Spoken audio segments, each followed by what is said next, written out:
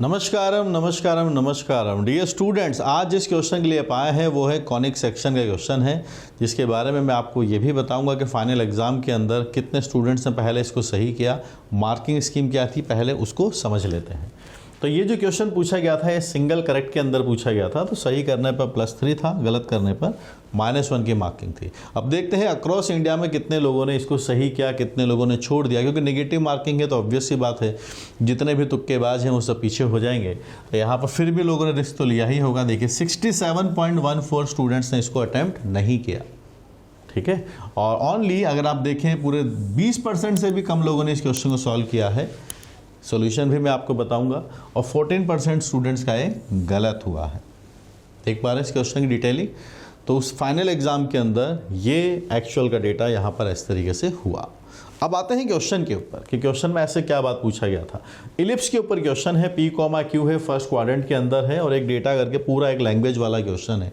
Mathematics के अंदर कुछ क्वेश्चंस ऐसे, कुछ चैप्टर्स ऐसे हैं जहाँ पर लैंग्वेज बहुत इंपॉर्टेंट हो जाती है, उसके साथ हमें मिक्सअप होना पड़ता है। जैसे कि PNC है, प्रोबेबिलिटी है, अपने कॉनिक के क्वेश्चन है जिसमें लैंग्वेजेस लिखी रहती हैं। AOD में भी कई बार लैंग्वेजेस लिखी रहती हैं। तो इसके लिए हमें एक तो पढ़ने की स्पीड हमारी अच्छी होनी चाहिए और उसका मीनिंग फटाफट से निकालना, कुछ कंक्लूजन, कुछ पॉइंट्स बनाना, ये हमारे टाइम को बचाएंगे अगर हम इनके ऊपर फोकस करें।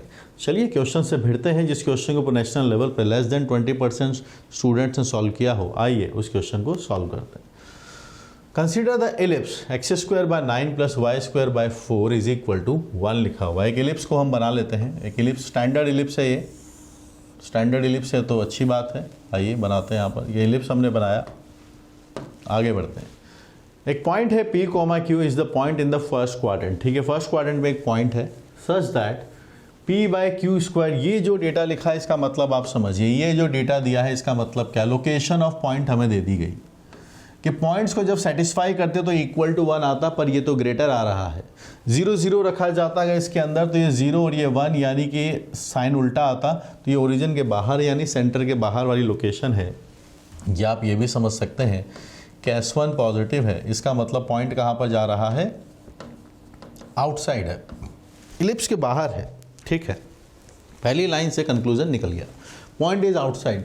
2 tangents are drawn from S this point to the ellipse and which one meets the ellipse at the end point of minor axis। ये अब आता है माइनर एक्सिस की तरफ। इसकी लोकेशन ढूंढ लेते हैं, यहाँ पे पॉइंट्स वगैरह बनाते हैं। वर्टेक्स कितना आएगा, 3 है, तो this point is 3,0, this point is -3,0 और यहाँ पर आपका पॉइंट है this is 0,2 and this is point of 0,-2। First quadrant में अगर हमें पॉइंट बनाना है तो फर्स्ट क्वाड्रेंट में तो यहाँ कहीं पॉइंट होगा है, और जिससे क्या हुआ, एक टेंजेंट, क्योंकि पॉइंट जब भी बाहर होता है तो we can always draw 2 tangents, so 1 tangent, ठीक है, at end point of minor axis. अगर मैं यहाँ पॉइंट लेता हूँ तो देखो माइनर एक्सिस ये वाली line, this is minor axis, जिसकी लेंथ छोटी होती है, इसकी लेंथ ज़्यादा होती है, वो बन जाती है मेजर एक्सिस।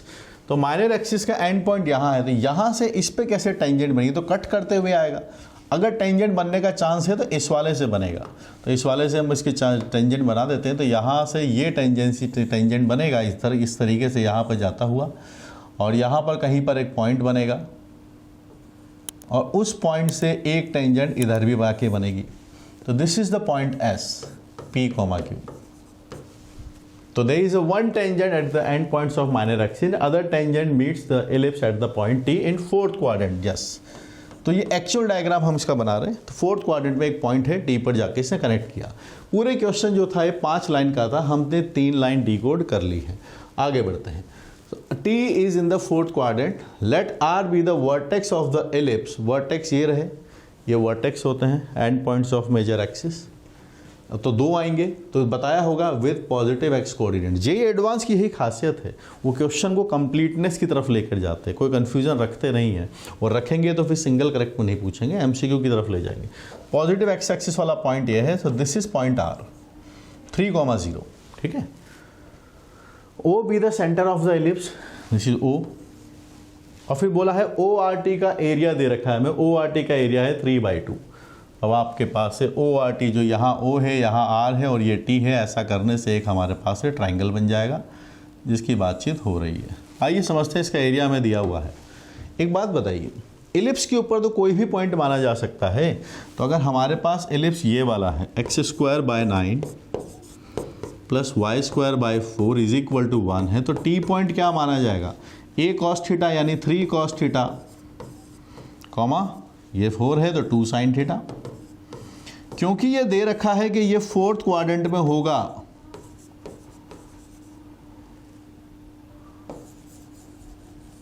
तो एक बात कंफर्म हो गया, अगर ये 4th क्वाड्रेंट में है तो 4th क्वाड्रेंट में x कोऑर्डिनेट तो पॉजिटिव होता है लेकिन y कोऑर्डिनेट नेगेटिव होता है।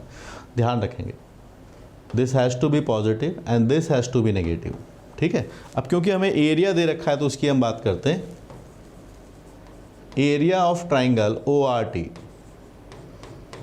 अब इसका अगर हम बात करें ORT के बारे में, अगर हम बात करें तो OR को बेस ले लेते हैं और T से परपेंडिकुलर डाल देंगे, बेस इंटू हाइट हाफ करके। So it is half, base कितना हो गया OR, और परपेंडिकुलर यहाँ से आप परपेंडिकुलर ड्रॉ कर दीजिए। परपेंडिकुलर कितना बने, किसी पॉइंट से x एक्सिस पर परपेंडिकुलर क्या होता है, उसका y कोऑर्डिनेट। तो यहाँ से अगर आप किसी भी पॉइंट्स पे यहाँ से अगर आप परपेंडिकुलर ड्रॉ करेंगे तो इसका y कोऑर्डिनेट आ जाएगा। y कोऑर्डिनेट ये रहा आपके पास है। So it is the y coordinate of t का mod.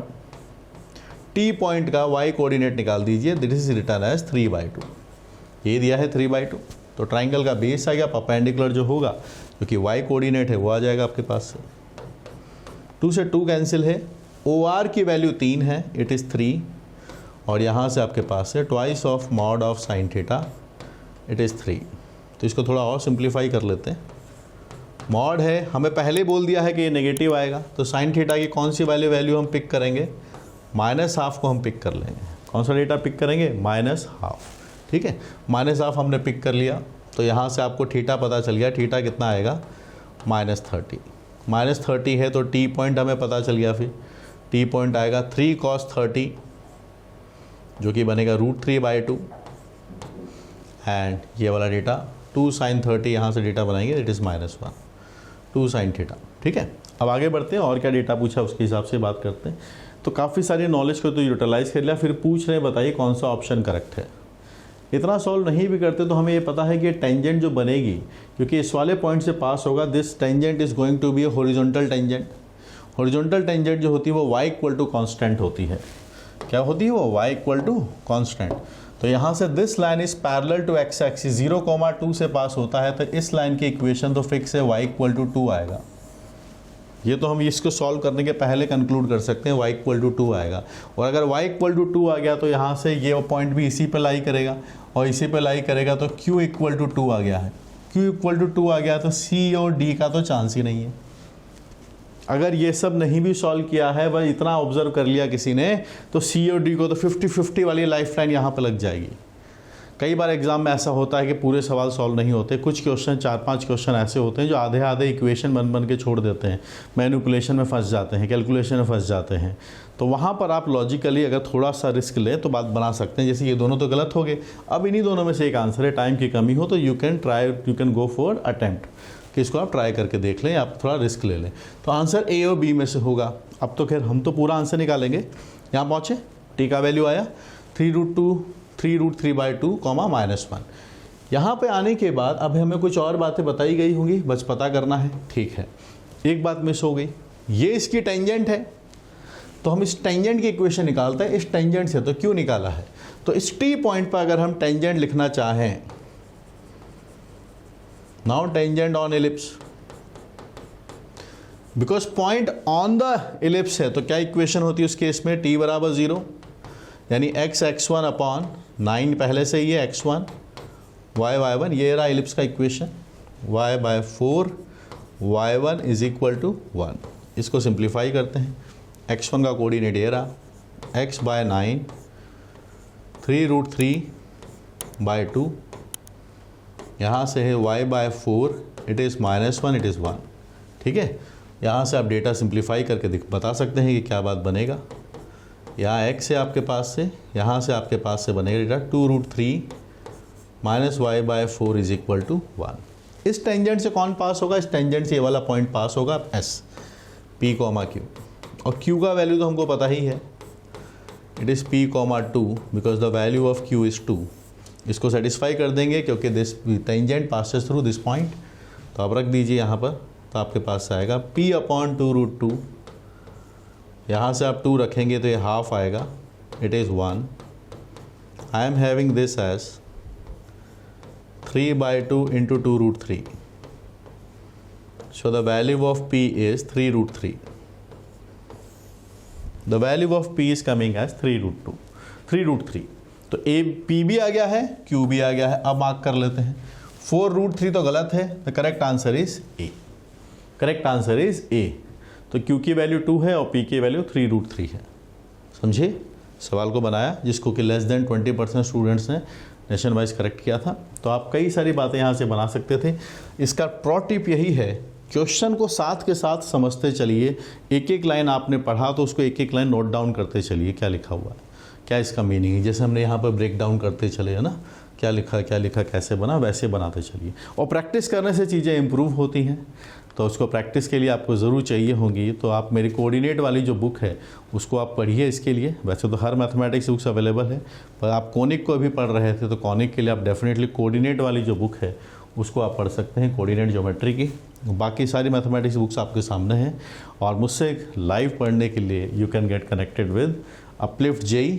So we are here to uplifting your JEE preparation positively.